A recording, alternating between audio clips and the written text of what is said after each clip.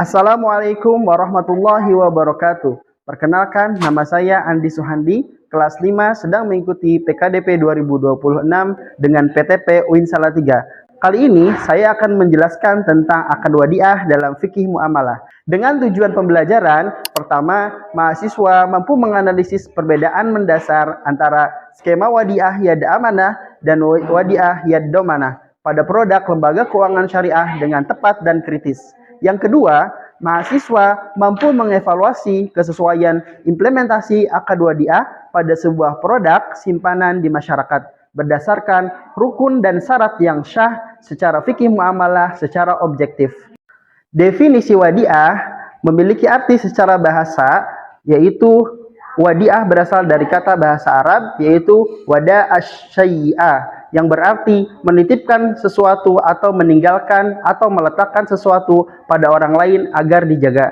Sedangkan secara istilah atau terminologi, wadiah adalah akad penitipan barang atau dana dari pihak pemilik muwadi kepada pihak penerima titipan mustauda yang diberi kepercayaan dengan kewajiban bagi penerima titipan untuk menjaga keutuhan aset dan mengembalikannya kapan saja saat pemilik memintanya. Adapun landasan hukum wadiah terdapat dalam surat An-Nisa ayat 58, A'udzubillahi minasyaitonirrajim, Innallaha ya'murukum an tuwaddul amanati ila ahliha, yang artinya sesungguhnya Allah menyuruh kamu untuk menyampaikan amanat kepada yang berhak menerimanya. Kemudian adapun rukun-rukun wadiah. Yang pertama yaitu muwaddi, orang yang menitipkan barang atau dana, bisa nasabah ataupun masyarakat. Kemudian yang kedua yaitu mustauda, yaitu orang atau lembaga yang dititipkan barang atau dana, bisa berupa bank atau lembaga keuangan syariah non-bank ataupun orang yang menerima titipan barang di masyarakat. Kemudian yang ketiga yaitu wadiah atau mauqud alaih, yaitu barang atau uang yang sah untuk dititipkan secara hukum fikih muamalah dan syariah. Kemudian yang keempat yaitu silghah. Silghah adalah ijab dan qabul ataupun kesepakatan penyerahan dan penerimaan titipan yang bisa digunakan menggunakan lisan, tertulis, ataupun elektronik atau digital. Adapun syarat-syarat wadiah meliputi, pertama, syarat pelaku yang meliputi muwaddi dan mustauda, yaitu syarat-syaratnya pertama harus berakal sehat atau tidak boleh gila. Yang kedua, baligh atau dewasa, dan yang ketiga, melakukan akad atas kehendak sendiri tanpa ada paksaan dari pihak manapun. Kemudian yang kedua, syarat barang atau wadiah. Syarat barang atau wadiah yang pertama harus berupa harta yang bernilai, yang bisa bermanfaat. Kemudian yang kedua, jelas jenis dan jumlahnya. Kemudian yang ketiga, harus bersifat halal dan tidak dilarang oleh syara. Kemudian yang terakhir adalah berada dalam kepemilikan sah pemilik penitip. Kemudian yang ketiga yaitu syarat silghah atau ijab qabul. Dalam syarat silghah harus meliputi pertama, adanya kalimat serah terima yang harus jelas. Kemudian yang kedua, adanya saling ridho antara muwaddi dan mustauda. Dan yang ketiga yaitu terdapat silghah yang dilakukan secara lisan, tertulis ataupun melalui isyarat ataupun menggunakan sistem elektronik perbankan. Kemudian selanjutnya yaitu jenis-jenis wadiah. Jenis-jenis wadiah yang pertama yaitu ada wadiah yad amanah, di mana wadiah yad amanah ini merupakan titipan murni yang bisa diterima dan dititipkan dan tidak boleh memanfaatkan atau mengelola barang tersebut bagi si penerima titipan. Penerima hanya bertindak sebagai penjaga, dan jika barang rusak atau hilang tanpa ada kelalaian dari penjaga, maka penjaga tidak wajib mengganti kerugian, serta penjaga dia akan mendapatkan ujroh atau upah atas barang titipannya. Kemudian yang kedua yaitu wadiah yad domanah, yaitu titipan di mana penerima titipan diberikan izin untuk mengelola barang atau dana tersebut untuk aktivitas usaha.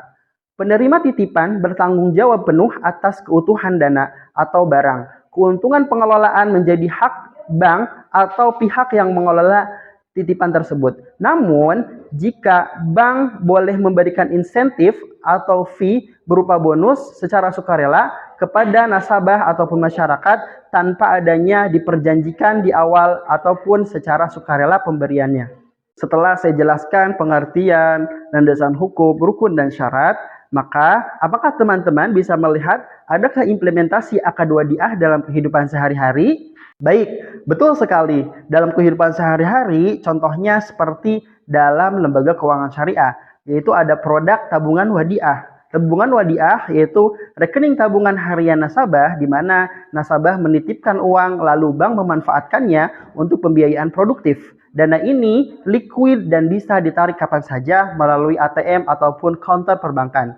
Kemudian yang kedua yaitu giro wadiah. Giro wadiah merupakan rekening giro syariah atau korporat atau individu yang dipenarikannya menggunakan cek atau baylet giro. Nah, di mana kedua produk tersebut menggunakan prinsip akad wadiah yad domanah, di mana uang titipan nasabah bisa dimanfaatkan oleh perbankan. Kemudian yang ketiga yaitu contohnya Safe Deposit Box atau SDB. SDB merupakan produk khusus dari LKS yang menggunakan skema wadiah yad amanah, di mana perbankan tidak bisa menggunakan harta atau titipan dari nasabah untuk dimanfaatkan dalam kegiatan usaha. Namun, nasabah menyewa kotak besi atau kotak suatu tempat untuk menitipkan emas, sertifikat, ataupun dokumen berharga, di mana bank sama sekali tidak boleh menyentuh ataupun memindahkan isi kotak tersebut, apalagi memanfaatkannya. Maka dalam akad ini, perbankan akan mendapatkan ujroh atau upah atas penyimpanan barang nasabah dalam Safe Deposit Box. Nah, kemudian jika kita lihat dalam lingkungan masyarakat ada beberapa contoh kasus penggunaan akad wadiah. Contoh seperti adanya titipan kendaraan pada penitipan kendaraan.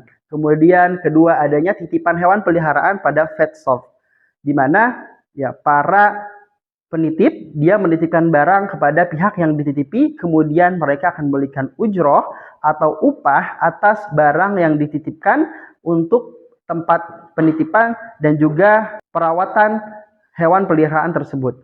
Yang ketiga yaitu kas RT atau komunitas, di mana kita menitipkan uang kas iuran warga kepada bendahara RT atau bendahara komunitas, di mana bendahara wajib menyimpannya agar aman dan tidak boleh menggunakannya tanpa seizin penitip barang tersebut untuk keperluan pribadi sebelum adanya persetujuan daripada orang yang menitipkan barang tersebut. Baiklah teman-teman, itulah pembahasan akad wadiah dalam fikih muamalah yang hari ini kita bahas. Mulai dari definisi, rukun dan syarat, serta landasan hukum, dan implementasi akad wadiah pada kehidupan sosial di masyarakat. Minggu yang akan datang, kita akan membahas tentang akad murabahah.